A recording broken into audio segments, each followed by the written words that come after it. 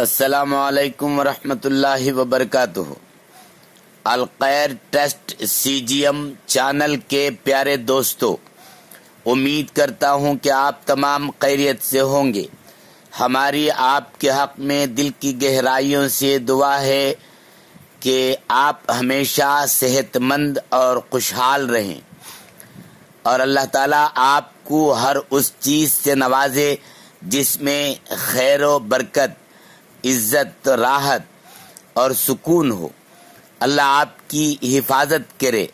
اے اللہ، تیرے محبوب صلی اللہ علیہ وسلم کی سیرت کی برکت سے سننے اور سنانے والوں کے لیے خیر کے، رزق کے، سعادت کے، ہدایت کے، برکت کے، علم کے، رحمت کے، جنت کے دروازوں کو کھول دے۔ آمین یا رب العالمین۔ عزیزو پیارو، آج کی ہماری گفتگو کا عنوان ہے سیرت طیبہ صلی اللہ علیہ وسلم کا 7واں حصہ، پارٹ 7 کے ساتھ حاضر ہیں۔ لائک اور شیئر ضرور کریں۔ اگر آپ ہمارے چینل کو سبسکرائب نہیں کیے ہیں تو براہ کرم سبسکرائب کریں۔ عزیزو دوستو، احادیث اور تاریخی روایات سے معلوم ہوتا ہے کہ آپ صلی اللہ علیہ وسلم کی ولادت مبارکہ، پیدائش 12ویں ربیع الاول بروز پیر واقع ہوئی، اور اسی طرح وحی کی ابتدا، ہجرت، مدینہ منورہ پہنچنا، فتح مکہ مکرمہ اور وفات شریف بھی پیر کے دن ہی ہوئی ہے۔ یہی تاریخ زیادہ مشہور ہے سیرت کی کتابوں میں۔ اسی پر اہل مکہ کا عمل ہے۔ ولادت شریف کے مقام کی زیارت اسی رات کرتے ہیں اور میلاد شریف پڑھتے ہیں۔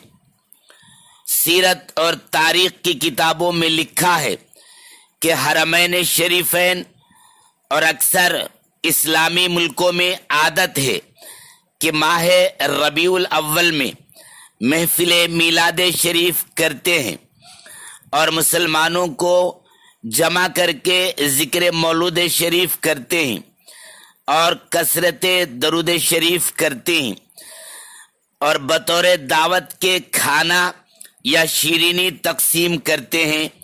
سو یہ عمل موجب برکات ہے۔ تاریخ حبیب الہ میں لکھا ہے کہ 12 ربیع الاول کو مدینہ منورہ میں یہ محفل متبرکہ مسجد نبوی میں ہوتی ہے، اور مکہ معظمہ میں مکان ولادت حضرت صلی اللہ علیہ وسلم کے ہوتی ہے۔ شاہ ولی اللہ محدث دہلوی رحمۃ اللہ علیہ نے اپنی کتاب فیوز الحرمین میں لکھا ہے کہ ایک مرتبہ 12ویں ربیع الاول کو مکہ معظمہ میں مکان مولود شریف میں جو مجلس مولود شریف ہوتی ہے، اس میں حاضر ہوا۔ اس مجلس میں ذکر ولادت شریف اور خوارق عادات وقت ولادت کا پڑھا جاتا تھا۔ میں نے دیکھا کہ ایک بارگی کچھ انوار اس مجلس سے بلند ہوئے۔ میں نے ان انوار میں غور و تأمل کیا تو مجھے معلوم ہوا کہ وہ ملائکہ کے انوار تھے جو ایسی متبرک محفلوں میں حاضر ہوا کرتے ہیں۔ روایتوں کے اندر آتا ہے کہ حضرت آمینہ رضی اللہ تعالی عنہا فرماتی ہیں کہ ولادت کا وقت قریب آیا تو میرے پاس صرف 2 عورتیں تھیں۔ ایک حضرت عبد الرحمن بن عوف کی والدہ اور دوسری حضرت عثمان ابن ابی العاص رضی اللہ تعالیٰ عنہ کی والدہ۔ اتنے میں کیا دیکھتی ہوں کہ چند دراز قد والی عورتیں میرے کمرے میں داخل ہوئی۔ پوچھنے پر ایک نے اپنا نام آسیہ رضی اللہ تعالی عنہ اور دوسری نے مریم علیہ السلام بتایا۔ ان کے ساتھ باقی جنت کی حوریں تھیں۔ خدا کی شان دیکھیے دوستو کہ اپنے محبوب صلی اللہ علیہ وسلم کی پیدائش کے وقت ولادت کے لیے کیسا پاکیزہ عملہ مقرر کیا کہ ایک تو نبی کو جنم دینے والی تھی، دوسری نبی کی پرورش کرنے والی۔ سبحان اللہ۔ اما سیدہ آمینہ رضی اللہ تعالی عنہ فرماتی ہیں کہ اس روز میرے کمرے کے چراغ میں تیل ختم ہو گیا اور وہ چراغ بجھ گیا۔ ولادت کا مرحلہ شروع ہو گیا تو حضرت عبد الرحمن بن عوف کی والدہ کو چراغ روشن کرنے کی فکر ہوئی۔ آپ فرماتے ہیں کہ جب سرکار دو عالم صلی اللہ علیہ وسلم کی ولادت باسعادت ہوئی تو کمرہ اس طرح منور اور روشن ہو گیا کہ پھر چراغ کی ضرورت نہیں رہی۔ آمینہ کے لال سے شمس و قمر شرما گئے، آمینہ کے لال سے شمس و قمر شرما گئے، روشنی پھیلی فضا جھومی، محمد صلی اللہ علیہ وسلم آ گئے۔ فاطمہ بنت عبداللہ حضرت عثمان ابن ابی العاص کی والدہ فرماتی ہیں کہ شب ولادت باسعادت میں بی بی سیدہ آمینہ رضی اللہ تعالی عنہ یعنی حضور صلی اللہ علیہ وسلم کی واجدہ ماجدہ کے پاس تھی۔ کیا دیکھتی ہوں کہ آسمان سے ستارے لٹک آئے تھے اور زمین حرم سے ایسے قریب ہو گئے تھے، گمان ہوتا تھا کہ زمین پر گر پڑیں گے۔ اسی طرح سیدہ آمینہ رضی اللہ تعالی عنہا فرماتی ہیں کہ اپنے لال شہنشاہ دو جہاں صلی اللہ علیہ وسلم کی ولادت کے وقت ایک نور دیکھا جس سے ملک شام اور بصرہ کے محلات نظر آئے۔ اسی طرح تاریخ میں لکھا ہے کہ ولادت مبارکہ کی رات روئے زمین کے سارے بت سرنگوں ہو گئے، جھک گئے، گر گئے۔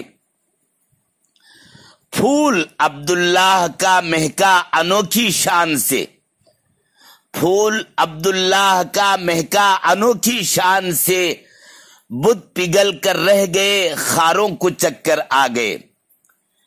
اسی طرح سیرت کی کتابوں میں لکھا ہے کہ ملک فارس کی آگ جسے گبران آتش پرست نے 1000 برس سے بڑے اہتمام کے ساتھ روشن کیا تھا، بجھ گئی۔ اور یہ بھی سیرت کی کتابوں میں موجود ہے کہ نوشیرواں بادشاہ فارس کا اس کے ایوان میں زلزلہ آیا اور 14 کنگرے گر پڑے، 14 کنگرے گر پڑے۔ اور نقطہ یہاں بزرگوں نے، صوفیان کرام نے لکھا ہے کہ یہ جو ستارے آسمان سے زمین کی طرف لٹکنے لگے، نقطہ بیان کرتے ہیں کہ ستاروں کے متصل ہونے میں زمین کی طرف اشارہ اس بات کی طرف تھا کہ سب انوار اور برکتیں زمین کی طرف بسبب آپ صلی اللہ علیہ وسلم کی ولادت کے متوجہ ہوں گے، اور زمین روشنی سے مالا مال ہو جائے گی، اور بتوں کا جھک جانا، گر جانا، سرنگوں ہونا اشارہ اس بات کی طرف ہے کہ آپ کی پیدائش کی بسبب اس مولود مسعود کے بت پرستی ختم ہو جائے گی، موقوف ہو جائے گی، اور آگ کا بجھ جانا اس بات کی طرف اشارہ ہے کہ آتش پرستی بسبب آپ کے باطل ہو جائے گی، ختم ہو جائے گی، اور نوشیروان کے محل میں زلزلہ آنا اور 14 کنگروں کا گرنا اشارہ اس بات کی طرف ہے کہ سلطنت خاندان نوشیروان کی کہ اس زمانے میں اتنی بڑی سلطنت زمین پر کوئی نہ تھی، جاتی رہے گی، اور 14 بادشاہ اس کے خاندان میں اور ہوں گے۔ چنانچہ ایسا ہی ہوا، اور سب ملک کے نوشیروانیوں کا حضرت عمر فاروق رضی اللہ تعالیٰ عنہ کے زمانے میں اہل اسلام کے تصرف میں آیا، اور یزدجرد اس خاندان کا بادشاہ حضرت عثمان رضی اللہ تعالیٰ عنہ کے زمانے میں ہلاک ہوا۔ پھر اس میں کوئی بادشاہ نہیں ہوا، عزیزو، دوستو، بزرگوں، حضور اکرم صلی اللہ علیہ وسلم کی ولادت مبارکہ کے وقت جس قدر کرامتیں اور نشانیاں ظاہر ہوئی وہ نہ بیان کر سکتے ہیں، نہ ہی گنتی و شمار کر سکتے ہیں۔ بے شمار کرامتیں، بے شمار نشانیاں اس وقت میں ظاہر ہوئی ہیں۔ ایسے ہی آپ جڑے رہیں ہمارے اس چینل کے ساتھ۔ عزیزو پیارو، ہر دن اسی طرح ویڈیو سے آپ جڑے رہیں، انشاءاللہ سیرت طیبہ صلی اللہ علیہ وسلم کے مختلف واقعات اور عنوانات کے ذریعے ہم آپ کے سامنے حاضر ہوتے رہیں گے۔ دعا فرمائیے کہ اللہ تعالی ہمیں عقیدت و محبت و استقامت کے ساتھ سیرت طیبہ صلی اللہ علیہ وسلم کو پیش کرنے کی توفیق عطا فرمائے، آمین یا رب العالمین۔ السلام علیکم ورحمۃ اللہ وبرکاتہ۔